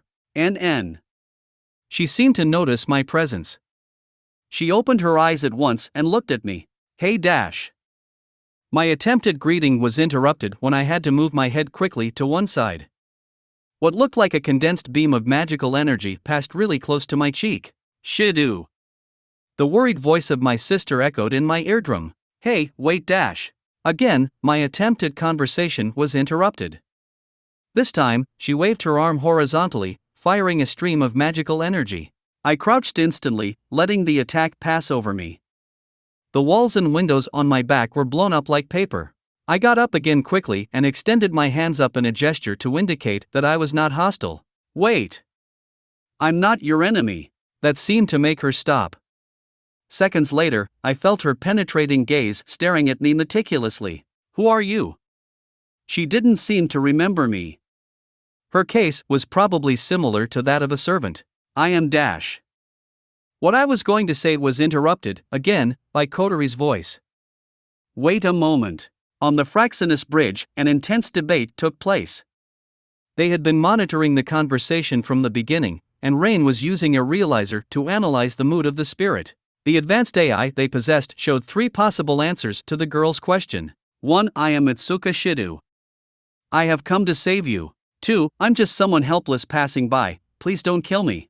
3. Before asking someone's name, say yours first. Although option 1 was the most obvious, and Shirou was likely to say, the majority voted on option 3. When I stopped suddenly, the girl began to look at me more intensely. The tension in the environment was growing by the second. I had decided to trust my sister's judgment now that the situation was serious, but this was getting out of hand. I'm going to ask you again. Who are you? I was already beginning to visualize the blueprints of Kancho and Bakuya when I finally got Kotori's answer. Shirou, do you copy? Answer exactly what I tell you. I nodded quietly and repeated his words as they were. Before asking someone's name, say yours first. My confidence was fading with every word. Do you want to get me killed? By the time I complained, it was too late. I jumped to the side, narrowly avoiding what looked like pure energy balls. The balls went through the floor where I was a few seconds ago, and they continued their way disintegrating everything they touched. That's weird. I don't know what she is surprised about. The weird thing was what they made me say. This is the last time. If you have no intention of answering, I will treat you as an enemy. The girl, with her patience running out, threw an ultimatum. Seeing that if this continued, I would end up fighting for my life, I decided to answer as I planned from the beginning. I am Itsuka Shirou. I study here. I have no intention of harming you. I kept my face serious as I could and I raised my arms again. Stay like this. You are within my strike range. The girl commanded me as she approached cautiously towards me. As a precaution, I reinforced my legs discreetly to dodge in case things go south. She gave me a couple laps as she watched every detail of me, until she seemed to react by raising her eyebrows. Have we ever seen each other before? That was a few days ago, in the city. She gently banged her hands as if remembering me, but immediately she became tense again. You're the guy with the sword who said weird things. She stood in front of me and leaned over to look me straight in the eye. If I remember correctly, you said you had no intention of killing me. Humph, I've seen through that. Tell me, what are you looking for? Do you plan to attack me from behind after I let my guard down? I raised an eyebrow at her statement. She must have been exposed to a very hostile environment to be so suspicious of a person. Not all people want to kill you. I went straight to the point. It was the only thing that seemed to work with her. My response surprised her more than I expected. She stepped back and looked at me inquisitively. A barely inaudible word came out of her lips. Seriously? Yeah, that's right. The people I've met, they all told me that I should die. Those were just a few people. The rest don't think like that. It was a half-truth, as most people didn't know she existed in first place. She continued to make a face of mistrust. So, if you don't intend to kill me, what purpose are you here for right now, Shirou? I heard my sister's voice before I could answer. It seemed like they were going to give me an answer again. At least, this time, the answer was with more sense. I came to meet you. To meet me? Why? She tilted her head in confusion. Again, I received another response from Fraxinus' crew. I want to know you so we can love each other. Wait, that wasn't too much direct. I tilted my head down when a wind blade ran over me, cutting off some of my hairs. I don't want to listen your jokes. What surprised me was that instead of making an angry face, she returned to a melancholy expression. That wasn't a very good move. I put myself together as fast as I could, and I decided to answer her honestly. I came to talk with you. What do you mean? I couldn't help but sigh and scratch the back of my head. Her distrust was completely normal. She was a girl who had been alone since she came here, and the only people she met wanted to kill her. As a person who died alone on a hill of swords, I can understand the loneliness she must be feeling. However, I ended up like that because I decided to throw everything away to pursue my dream. She did not have the opportunity to choose. She was rejected by the world without even doing anything. I just want to talk with you, that's all. I don't care about the issue. Even if you decide to ignore me, that's fine. But, I want you to know one thing. Asking for her trust was too much. But, at least, if I can get her to stop distrusting me, it will be a big step forward. I ignored Kotori's attempts to stop me, and went ahead, showing her my resolve. I am gonna save you. Even if everyone rejects you, I won't. I won't reject your existence. The girl opened her eyes completely, and looked away. A very similar reaction to the Rin. But, I still don't know what it means. After a few moments of silence, she spoke to me again with a threat of voice. Shirou. You said you were Shirou, right? Yeah. You're really not going to deny my existence? Yes. Seriously, serially? Seriously, seriously. Seriously, seriously, seriously? Seriously, seriously, seriously. Okay, this was taking a weird turn. HMPF. Finally, she looked back at me, folded her arms and put on a derogatory smile. Who are you trying to fool with those words? I'm really serious. My answer was cut out by her. But, you know. Her expression turned into quite a complicated one. I don't know what kind of motives you have, but you're the first human I can have a proper conversation with. To get more information about this world, you could be of some use. She finished her speech by snorting again. Ha! Her sudden changes in attitude were making me very confused. I'm saying I wouldn't mind if it is just talking with you. But just to get information. That's very important. Information is super important. Is that how it is? You didn't have to be too smart to know that she was just making excuses, but I was still surprised that she agreed so quickly. Good work. Just keep it up. Kotori encouraged me to move on, but just try to do something suspicious and I'll make a hole in your body. I sighed again at her behavior similar to that of my former master. Well, I understand. The girl started walking around the room, looking at the shattered desks. Then, I'm going to ask, Shirou. What is this place? It's the first time I've seen a place like this. This is a school. A place where people my age come to learn. We sat at those desks. Her eyes opened when she heard my answer. Is all this filled with humans? Don't play with me. There must be about 40. I'm not playing, it's true. When she appears in this world, everyone is hiding in shelters because of the Spacequake alert. Hey! When I tried to resume the conversation, I stopped as I remembered I didn't have a name to refer to. This made her frown. She remained thoughtful for a few moments, until I heard her speak for herself. I see, to have a conversation with someone, that's necessary, huh? She nodded and turned to look at me again. Shirou. What do you want to call me? What? Give me a name. Me. Of all people, she was asking that of someone who doesn't remember his original name, and his noble phantasm doesn't have a name either. Yes. I have no plans to talk to anyone else anyway. No problem. I've always thought that you have to expect the unexpected, but this situation overwhelmed me. Calm down, Shirou. Don't rush and say a weird name. Hearing that the Fraxinus crew was helping me relax, the seconds passed without receiving an answer. The girl was growing impatient. I tapped the earpiece several times, disguising it as if I were thinking, at her attentive glance. Tome. Finally, Kotori uttered a name. It was an old-style name, but it was better than nothing. Tome. Your name is Tome. The thing didn't look too good at the time she grimaced. The alarms I started hearing through the communication device wasn't a very good omen either. Indeed, I had to jump a couple of meters to the side when the ground where I was bombarded with energy balls. I don't know why, but it seemed like you were making fun of me. As she said that, a vein stood out in her temple. I'm sorry. Let me think a little more. For the second time in a day, I found myself using my eye of mind to think of something that has nothing to do with combat. I began to discard absurd names, and also similar to Tome. For a moment, it occurred to me to call her Saber, because of her resemblance to Arturia. But I ended up discarding it because, being a foreign word, she could confuse it and attack me again. Finally, I tried my luck with the only name I could think of. Toka. NN? How about that? She was silent for a few moments. Well, at least it's better than Tome. That surprised me. In an immense display of creativity, I gathered the kanjis from the date we met, April 10th. What?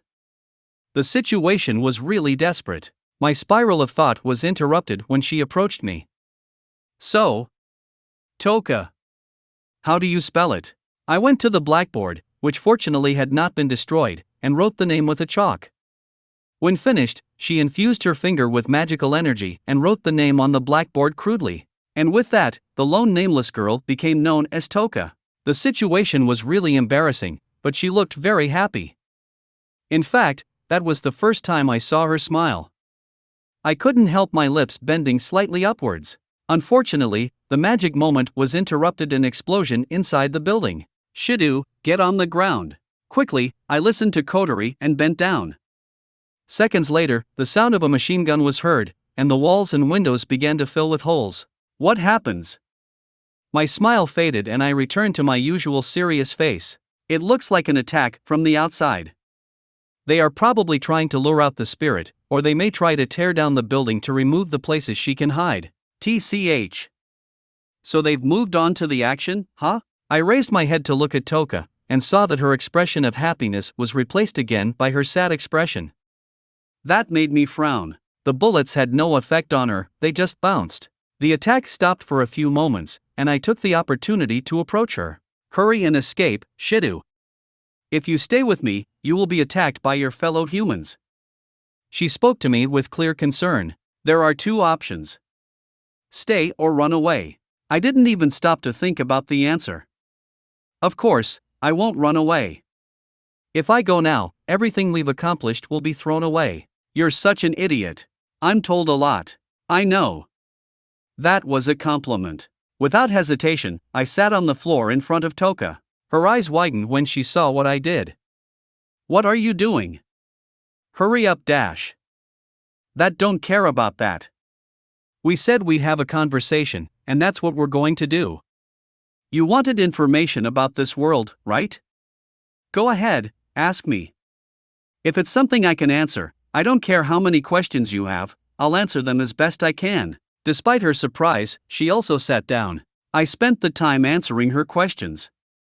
They were nothing special, just questions she could never ask anyone. However, that was enough for her to smile again. The numbers have stabilized. If possible, try to ask questions too, Shirou. We need information from the spirits. She was right. The information we had about the spirits was really scarce and confusing. After thinking about it for a few moments, I decided how I would proceed. Hey, Toka. What is it? Do you know what you are exactly? She frowned at the question. I don't know. You don't know? It's true. There's nothing I can do about it. I don't know how long ago it was, but I was born there suddenly. That's it. My memories are distorted and imprecise. I have no idea about things like what kind of being I am. I nodded as I delved into my thoughts. What she had just said was consistent with how little I could draw from her mysterious sword. The problem is that we're just like before. Where is there? Is it a parallel universe? Is it the reverse side of the world? Another dimension like the mirror world? Or they are an extraterrestrial being like the Type Moon? That would be troubling. As far as I could tell, although Gaia's influence is more or less the same as my previous world, I could not verify whether the dead apostles also existed here. In a way, it would make sense for spirits to be the counterpart of those beings sent to Earth to exterminate humanity at the request of the planet itself. My train of thought was interrupted when Kotori's voice came out of the earpiece. It's your chance, Shirou. Ha! What's going on? The spirit's mood meter has gone up to over 70. If you want to make a move, then this is the moment. A move, like what? That's right. For now, try to invite her on a date? I had trouble suppressing a scream of surprise. My face paled as I remembered the purpose of all this. Is something wrong, Shirou? Toka noticed and asked me curiously. It's nothing. Invite her now. After all, the best way to increase intimacy is to go with everything this way. Even if you say that, by the time she shows up, the AST dash. That's one more reason. Next time she shows up, I'll let you run off with her to a big building. The aquarium, or the theater, or a department store, whatever, it's fine. If it's an underground establishment, that's even better. If you do that, then the AST probably won't go in directly. Well, she had a point. Shirou? Toka asked me expectantly because of my sudden silence. That was added to the fact that I started listening to the entire Fraxinus crew shouting date. Date. I couldn't stand the pressure, and I ended up giving in. Toka, would you like to go on a date with me? There it goes, the first time in my entire existence I invited a girl on a date. Preparing for the worst, I watched her reaction. But, what is a date? She answered with confusion, reminding me of when I asked the same thing to Rin. If this was an anime, I would have fallen comically backwards.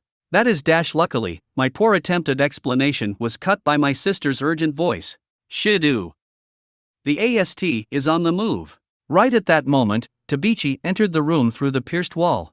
Toka's face darkened upon seeing her, and Origami drew his laser sword and his mechanical suit. Immediately, she attacked the spirit, but Toka stopped her sword with her bare hand.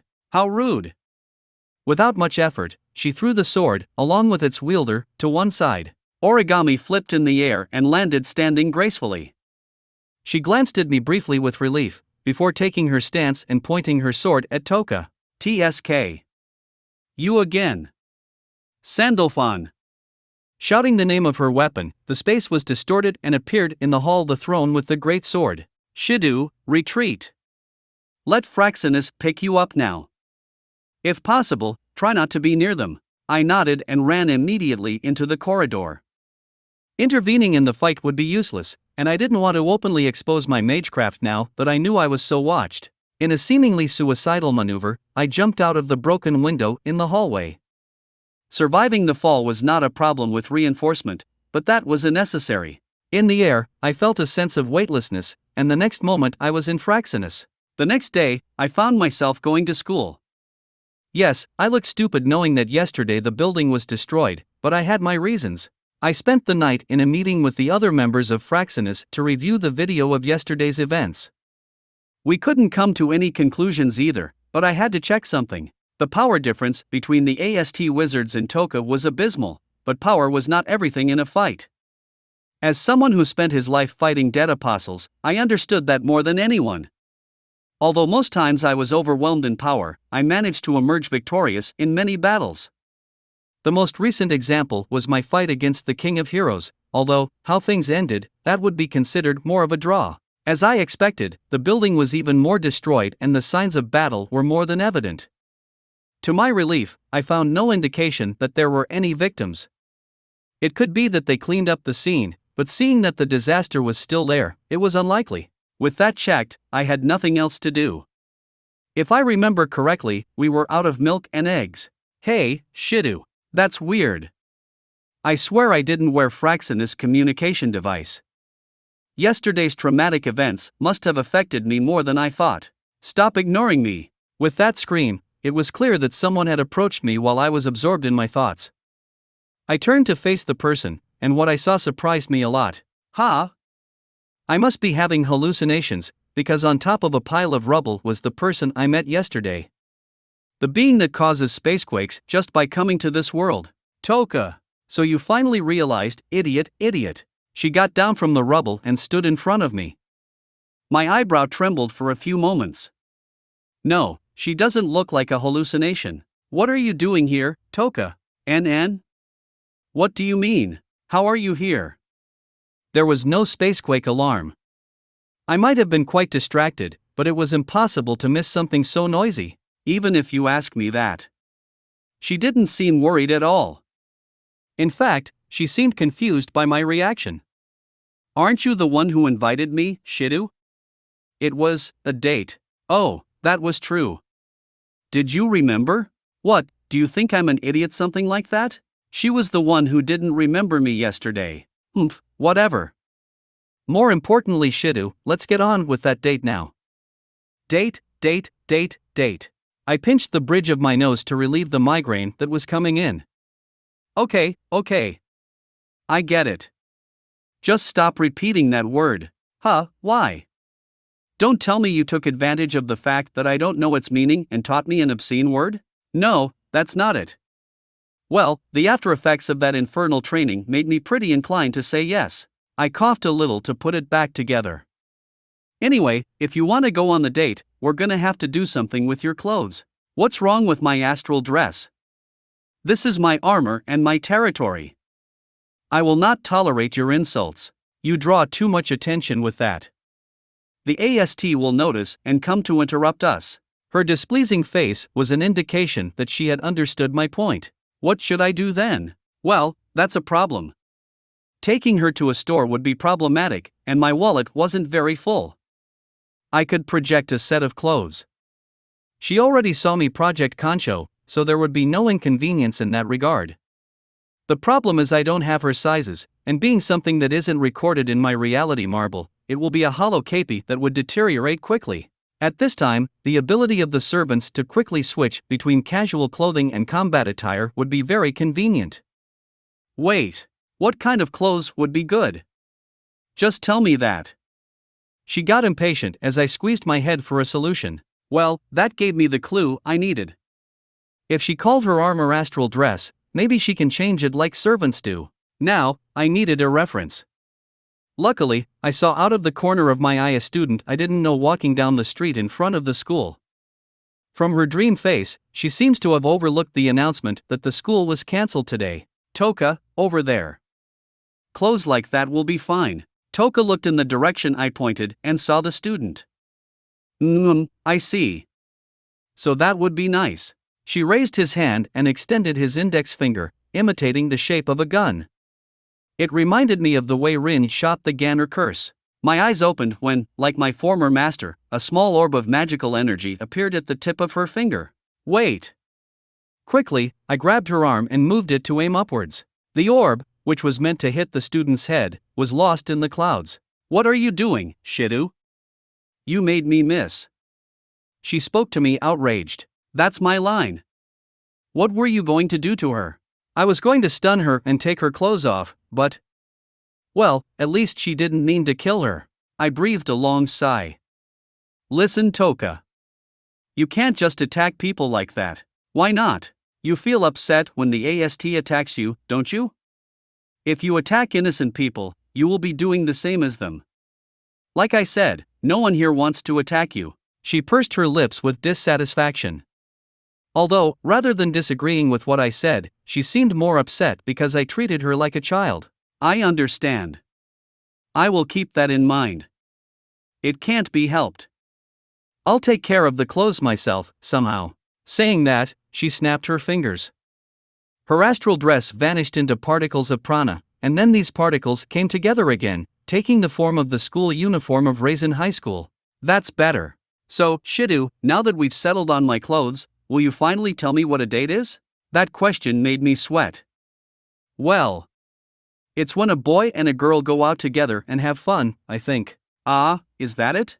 Yeah. So basically, yesterday you were saying that you wanted us to play together, the two of us? That was a pretty raw, embarrassing definition. I guess, in a way, yes. I see. So, where are we going, Shirou? Her enormous enthusiasm made me even more nervous. Without the support of Kotori and Rain, this was going to be very difficult. Follow me, Toka. I'll take you to a very funny place. Umu. In the end, for lack of a better idea, I ended up taking Toka to the shopping district. The huge number of people there put her on guard, but I got her to calm down. Rather, it was the smell of the food stalls that calmed her down. I was dragged through all the stalls, buying food for Toka every time she asked me in her way. My money was disappearing fast, and her huge appetite, which reminded me of Saber again, was still not satiated. Right now, we were sitting at a coffee table. After looking at the menu, Toka told me what he wanted. Soy bread. There's no soy bread? I think so, but weren't you eating that at the bakery? I want to eat it again. I don't know what's going on with that flour, but it's powerful and addictive. If that were recklessly launched into the world, then the results would be catastrophic. I doubt that will ever happen. Gore, however. Let's begin the discovery of a new flavor. I look again at the contents of my wallet, and I sighed again. Yes, but I only have 3,000 yen. What does that mean? It means I'm running out of money for buy you more food. She leaned back a bit shocked, but quickly recovered. This is a hard world. I guess it can't be helped. Wait a minute. I'm going to gather funds. Wait, Toka. I don't know what you're going to do, but you don't have to. I'll take care of that. Are you sure, Shirou? Yes. In the end, the receipt for what she ate was barely within my budget. I didn't want to, but if this kept up, I'd have to implement my plan via project money. I'd be ripping off a lot of people, but it was better than Toka getting out of control and doing something irreparable. I'd have to find a part-time job to pay with real money later. I went to the bar with her, and put my remaining 3 bills along with the receipt. I would like to pay, please. Thank you for your visit. My eyes widened to see the person who attended me. Gray hair, eyes decorated with thick dark circles, and a sleepy face. She was, without a doubt, Murasame Rain, Fraxinus Analysis Officer. Toka noticed my reaction and was on guard. What's wrong, Shirou, an enemy? No, it's not that. It's nothing to worry about. After denying her question, I forced myself to show a serious expression and raised an eyebrow. She ignored it, or pretended to do it, and went on with the transaction. Ah. Here's your change and receipt. I picked up the paper, and saw that it had a message. We will support you. Continue the date naturally. I nodded quietly and put it in my pocket. Then, Rain took out of the cash register a strip of colorful paper and gave it to me. This is a ticket for the commercial raffle. When you leave this shop, if you follow the path to the right, you will reach the location of the raffle. If you wish, please visit the raffle, she remarked on the last part of her speech. It was obvious that they had something going on there. Shirou, what is that? Toka expressed her curiosity as she looked at the paper in my hand. Do you want to go, Toka? Do you want to go, Shirou? Yes. Sure, it will be fun. Then, let's go. With a bright smile on her face, Toka dragged me out of the cafeteria. We arrived at the site in question, and as I expected, the employees were members of the Fraxinus crew in disguise. We queued up, and I ended up giving Toka the ticket. With my E-rank luck, I wouldn't be surprised if, even if it was rigged, I got the consolation prize. As expected, Toka won the first prize. It was a ticket for something called Dreamland. It looked like the name of an amusement park, but as I recall, in the city of Tengu there was no such thing with that name. We followed the map that came on the ticket until we reached that place. Toka went ahead, jumping for joy. Oh! Shirou! There's a castle. A castle? Since when is there a castle in this city? I got where she was waiting for me, and I found something very surreal. Certainly, though small, there was a Western-style castle, with a sign that said Dreamland. And under that sign it said, rest 2 hours 4,000 yen, stay 8,000 yen. It was a hotel. We had been sent to a hotel. My experience in these matters is not very extensive, but even I can see what they were up to. Why does my sweet little sister have to have such a perverse second personality? Toka, we've strayed. Let's go this way. While I was saying that, I turned around and walked where we had come. NN? Isn't this the place? Yeah. Come on. My eyebrow was beginning to tremble. Can't we stop there too? I want to go in. No. Better not today. Let's go back another day, okay? You. Fine. It felt wrong to disappoint her like that, but it was for her sake. I don't know exactly what would happen if we went in there, but the +18 signal wasn't a very good indication. We kept walking around, not really knowing where to go. I needed to clear my mind, or at this rate I was going to lose what little sanity I have left. Please take one. Before I could react, a girl put a pack of tissues in my hand. Without saying anything else, she kept walking and passed us. Shirou, what's that? These are called pocket tissues. I replied absently as I read the discreet message in the package. They had an illustration of a couple holding hands, along with a phrase that said, if both of you are happy, hold hands. If that wasn't enough, in the electronics store, all the TVs began to show images of Ratatoskr members, encouraging me in an undisguised way to hold Toka's hand. And to top it off, the space around us was filled with couples holding hands. This has to be Kotori's revenge for not following her previous plan. I sighed, and pinched the bridge of my nose.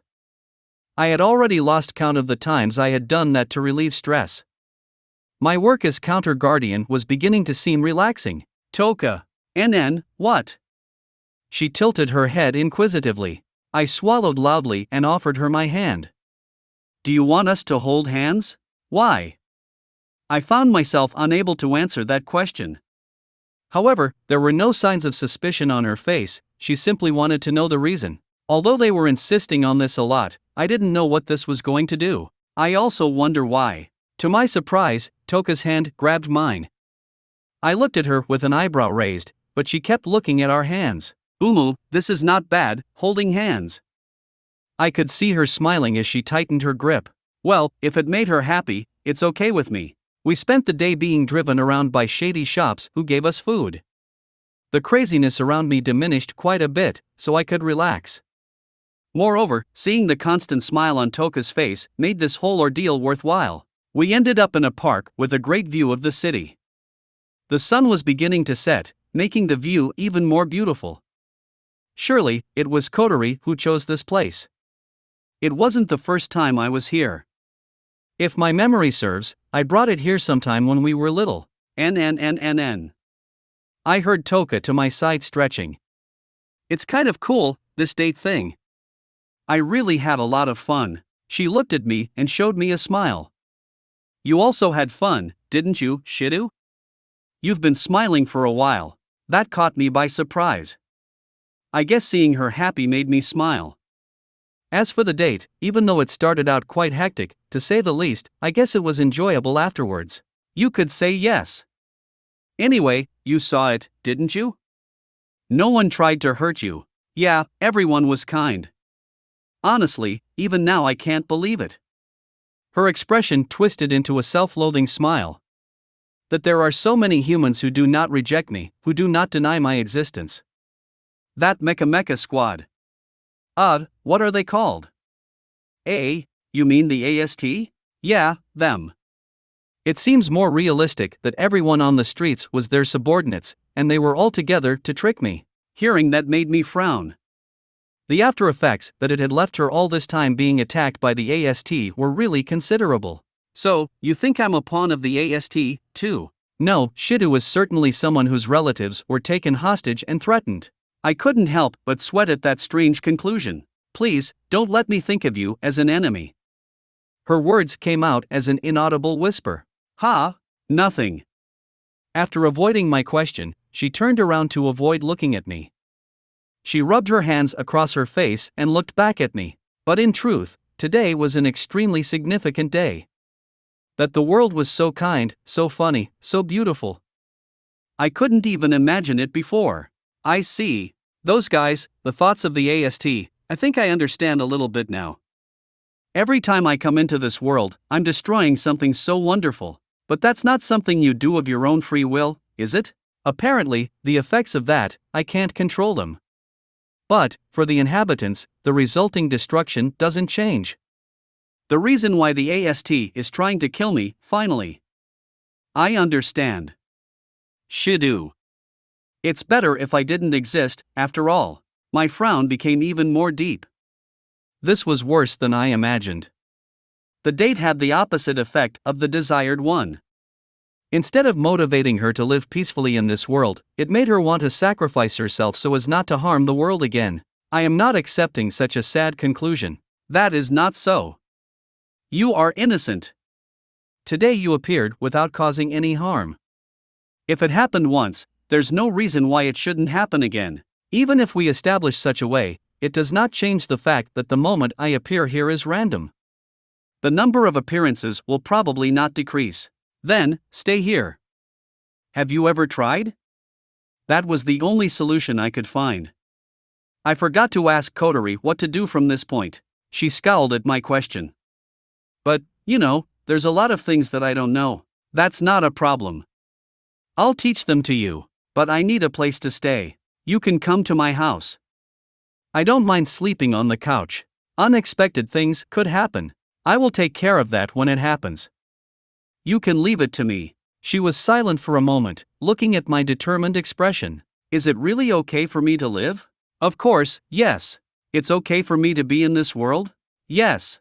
She showed me a bitter smile. The only one who would say that is you, Shirou. No human would ever accept a being as dangerous as me. That doesn't matter, Toka. You have to do whatever you want, no matter what others think. And if no one accepts you as you are, then I will accept you for all of them. I extended my hand to her and softened my expression. I told you, didn't I? I'm going to save you, Toka. But I cannot do it if you don't let me. She looked at my hand in silence for a few moments. Slowly and shyly, she raised her hand and moved it to touch mine. It was the moment our fingers touched that my instincts started ringing alarms in my head. Something was really wrong here. My eyes turned away from Toka's face to look behind her. Then I saw it. Some kind of projectile was approaching at an immense speed and was aiming directly at Toka's head. I didn't even stop to think for a moment. I took Toka's hand and pushed her to her right. That took her off the trajectory of the mysterious attack. Now, I just had to step aside to dodge it. However, my mouth was filled with iron flavor when a lot of blood went up my throat. I managed to prevent the bullet from causing a wound that killed me instantly, but that was it. Part of my right side was pierced. Unlike my former servant body, this living body was quickly weakened by the wound, and I collapsed on the ground. What happened? I should have realized long before the AST was watching us. I let my guard down, something very unbecoming of me. Ah, that must be it. It was the date. Because of the times I had fun, I forgot the reality of the matter.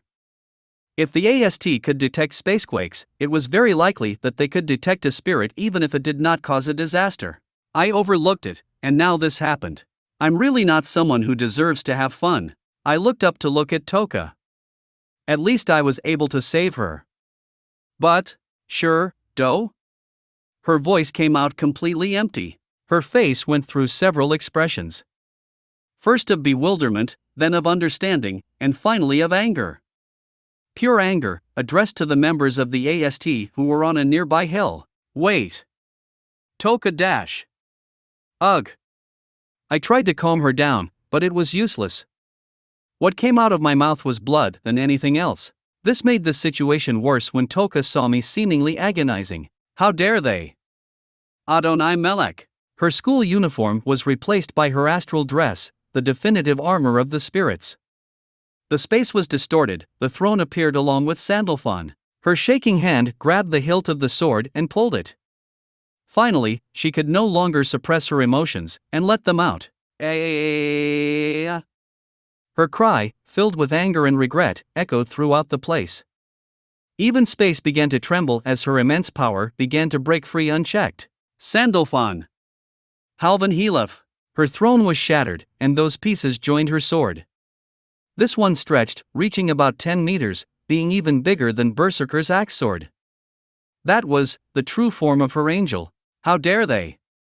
How dare they? How dare they? How dare they? She hurled herself at enormous speed toward the AST, and swung her sword overflowing with energy. The entire hill was split in two. I couldn't stay here just dying, while Toka lost control. The moment she killed someone with her bare hands for the first time, there would be no turning back. I had to do something. I had to save them. I started to get up as I could, forcing sheer determination on my dying body. The swords of my inner world manifested in my flesh, plugging the hole in my body. It hurt, but that was insignificant to me. It would give me enough time to be able to do something. I managed to get up on my knees. My legs kept shaking, so I clenched my fist tightly to suppress it. But suddenly, I began to feel lighter. Something strange was happening with my body. I checked with structural grasp and found something very strange. My wound was regenerating at a very fast pace. I looked at my side, and I saw some faint flames protruding from the blades. That must have been the cause. I didn't have time to find out exactly what this was. Now that I was recovering, I had to do something, and fast. On a hill outside Tengu City, an albino girl dressed in a mechanical suit and a large sniper rifle in front of her could be seen. She was Tabichi Origami, and unlike her usual emotionless expression, she was now completely in shock. That was because she had just killed Atsuka Shirou, the only important person she had left. Although he didn't seem to remember her, she did remember him. Those words that helped her move forward when that spirit murdered her parents. The bullet would have pierced the spirit without her astral dress, but Shida pushed her and received the shot in consequence. Her eyes were empty of any trace of life. Without her only emotional pillar, she had no reason to go on living. It is you. Finally, the spirit came before her. Princess, the spirit she had tried to kill, and now had gone mad at Shida's death. My friend, my only and best friend, Shirou, the one who killed him, was you. Her words struck her heart like a hammer. However, Toka did not care at all. She was going to avenge the death of the only human who accepted her. She began to frantically balance her weapon. Immense power was released by destroying the entire surrounding area. The defensive territory of Origami could hardly be maintained, but in her mental state, she did not move from the place. Aowa. Toka's cry was heard again. Her eyes were full of tears. Shida's words might have been mere empty promises in the mouth of another, but hearing them from him, she really felt it was possible. That she could live peacefully in this beautiful world. That she could be saved. But this girl had killed the person who promised to save her. She was not going to forgive her.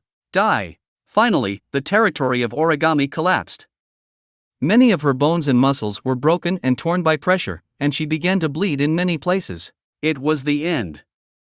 One more attack, and she'd die. Toka gripped the huge sword tightly, and it began to emit a dark glow. She was to release her final attack. Toka! But she paused to hear a voice above her. They both looked up to see a figure they thought impossible. Shirou, who they had seen die a few minutes ago, was falling from the sky. His clothes were still torn by the gunshot and filled with blood, but the wound was gone. Instead of a dying face, there was a look full of resolution. After recovering, he had been recovered by Fraxinus. Their coterie gave him a suicide plan to stop Toka, and he accepted it without a second thought. Then, they dropped him right on top of Toka and Origami. His speed of descent began to slow down, until he grabbed Toka's shoulders. Shirou? She continued to look at him in disbelief, as if he were nothing more than an illusion. Hello again, Toka. He managed to respond uncomfortably. Shirou, it's really you? Yeah. I'm back. Toka's lips began to tremble. Shirou. Shirou. Shirou. But, despite the beautiful reunion, the eyes of both turned to the sword that emitted more and more energy. Oh no! The power. Wait, don't tell me that. I can't control Halvanhelif anymore. We have to release it somewhere. Shirou's golden eyes widened. We can't do that. So, what do you want me to do? There is still a chance. Trust me. What do I have to do? Shirou swallowed saliva before shouting out the method Kotori told him. You have to kiss me. What is a kiss? As he hoped, she didn't know what it was. Well, he just knew it existed, so they were the same. We have to put our lips together, or so I think. To Shirou's surprise, Toka didn't think twice and put her pink lips together with his own. His eyes opened to the new and strange sensations he was feeling, and his mind went blank. Toka's sword broke into fragments of light, and her armor also began to disintegrate. What? Toka let out a voice of awe. That made her lips wriggle, making Shirou even more astonished. Both began to fall slowly to the ground. Shirou embraced her instinctively, and turned his back so he'll strike the ground first. He was so shocked, he didn't realize he was hugging Toka's naked body. Finally, they landed gently on the ground, and stayed in that position for a few moments. Pwah! Toka spread her lips, taking a breath, and jumped back. Shirou, on the other hand, stood in the same position, his gaze was lost with his eyes open without blinking. It took his brain a few seconds to reboot.